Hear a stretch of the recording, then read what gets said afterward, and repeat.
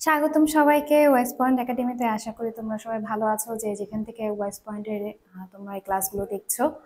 আজকের ক্লাসে আমরা আলোচনা করব সপ্তম শ্রেণীর বাংলার তৃতীয় অধ্যায় সমাসের পৃষ্ঠা নম্বর 31-এ যে ছক রয়েছে এবং 31-32 দুইটা ছকের সমাধান তোমাদের আজকের ক্লাসে একসাথে দেখিয়ে দিব।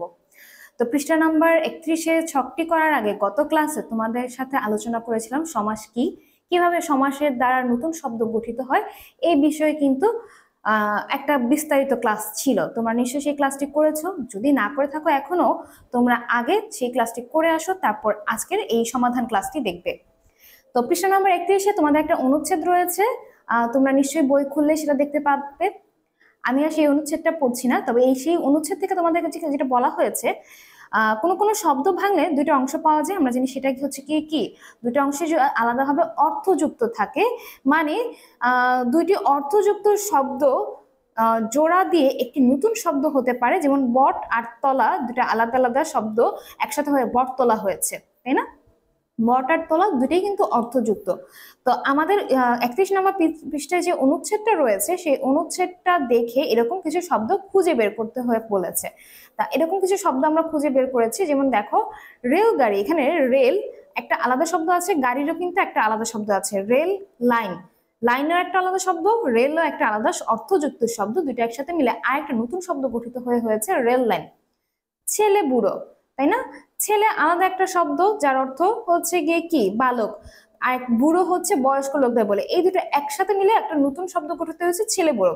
তারপর নদী, নালা, পাহাড়, পর্বত, এগুলো কিন্তু আলাদা আলাদা শব্দ জোড়া হয়ে নতুন সমাস সাধিত শব্দ গঠিত হয়েছে। কুড়ে আর ঘর, দুইটা, এই কুড়ে ঘরকে ভাঙলে দুইটা অংশ পাচ্ছে, একটা হচ্ছে কুড়ে আর একটা হচ্ছে ঘর, এবং দুইটা অংশই অর্থযুক্ত। ধান, ক্ষেত, ধান একটা কি একটা শস্য, আর ক্ষেত মানে কি ফসলের ক্ষেত। তো এইটাও কিন্তু দুইটা অর্থযুক্ত শব্দ একসাথে হয়ে নতুন শব্দ গঠিত হয়েছে। ঠিক একইভাবে নীল আর আকাশ, নীল একটা রঙের নাম, আকাশ তো হচ্ছে গিয়ে আমাদের মাথার উপরে বিস্তর যে আকাশ দেখতে পাচ্ছে সেটা। এই দুইটা আলাদা শব্দ একসাথে হয়ে নতুন একটা সমাস সাধিত শব্দ গঠন হয়েছে নীল আকাশ। ঠিক একইভাবে বাংলাদেশ, ডিম সেদ্ধ, আলু সেদ্ধ, তারপর হচ্ছে গিয়ে পানি সেদ্ধ, হ্যাঁ এগুলো কিন্তু সব এরকম আলাদা আলাদা শব্দ হয়ে একসাথে কিন্তু শব্দ গঠিত হয়। তারপর ঝাল মুড়ি, চিরা ভাজা। পল্লী মানে হচ্ছে গ্রাম, আর গীতি মানে হচ্ছে গান। পল্লী আর গীতি অর্থযুক্ত দুটো শব্দ একসাথে হয়ে গেছে পল্লী গীতি। এক তারা, দুটো একসাথে হয়েছে এক তারা, একটা বাদ্যযন্ত্র। হাত আর হচ্ছে তালি, তাই না? দুটো একসাথে হয়েছে হাততালি। আশা করি তোমরা বুঝতে পেরেছো সমাস সাধিত শব্দ কিভাবে গঠিত হয়, এবং এই ধরনের যে কোনো অনুচ্ছেদ থেকে তোমরা খুব সহজেই সমাস সাধিত শব্দগুলো খুঁজে বের করতে পারবে, যেখানে দুইটা ভাঙলে দুটো অংশ পাবো এবং দুটো অংশই অর্থযুক্ত হবে। শিক্ষার্থীরা দেখো, আমাদের একই সাথে সমাসের আরেকটা ছক রয়েছে 32 নম্বর পৃষ্ঠায়। সেখানে বলেছে বাম কলামের সাথে ডান কলাম মিলাতে। বাম কলামে কিছু শব্দ রয়েছে, ডান কলামে কিছু শব্দ দেওয়া হয়েছে এলোমেলো ভাবে, সেগুলোকে পাশাপাশি মিলে নতুন সমাস সাধিত শব্দ গঠন করতে বলা হয়েছে। তো বাম কলামের শব্দগুলো তো বামেই রয়েছে, ডান কলামে আমরা যেসব শব্দগুলো বসিয়েছি একটু দেখো। ফুল, ফুলের সাথে কিন্তু বাগান বসতে পারে, আবার গাছও বসতে পারে, তাই না? ফুল বাগান বা ফুল গাছ।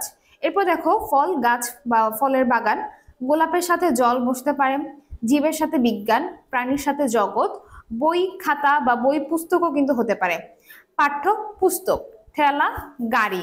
সবজির সাথে ঘরটা আসলে এখানে হয় না, তারপরেও অনেক সময় বলে সবজির ঘরে, বা হচ্ছে যেখানে কিনা আমাদের নিত্য নৈমিত্তিক হচ্ছে গিয়ে আনাজপাতি রাখা হয় সেই সবের ঘর। তো সেইভাবে চিন্তা করলে সবজির ঘর আসলে সেভাবে আমরা সচরাচর ব্যবহার করি না, কিন্তু আবার বলাও যেতে পারে। আলুর সাথে ভর্তা। আশা করি তোমরা বুঝতে পেরেছো। খুব মজার সাথে কিন্তু তোমরা এই বাম কলাম ডান কলাম মিলিয়ে সমাস সাধিত শব্দ তৈরি করতে পারো, ঠিক আছে? তাহলে তোমাদের এই ক্লাসে পৃষ্ঠা নম্বর 31-32-এর সমাধান দেখিয়েছি, তোমরা নিজেরা এবার চেষ্টা করে দেখো, আশা করি তোমরা পারবে। তারপর তোমাদের যদি সমাস নিয়ে কোনো প্রশ্ন থেকে থাকে আমাদেরকে কমেন্ট বক্সে সেটা জানাতে পারো, অথবা ওয়েস্ট পয়েন্টের ফেসবুক পেজে ইনবক্স করতে পারো, অথবা গ্রুপে পোস্ট করতে পারো, তাহলে সেখানে আমাদেরকে খুব সহজেই পেয়ে যাবে। এবং তোমাদের সুবিধার্থে ডেসক্রিপশন বক্সে ওয়েস্ট পয়েন্টের অফিসিয়াল ফেসবুক পেজ এবং গ্রুপের লিঙ্ক দেয়া আছে। তাহলে ভালো থাকবে সবাই। নতুন ক্লাসে নতুন সমস্যার সমাধান নিয়ে তোমাদের সাথে আবার হাজির হব। ধন্যবাদ সবাইকে।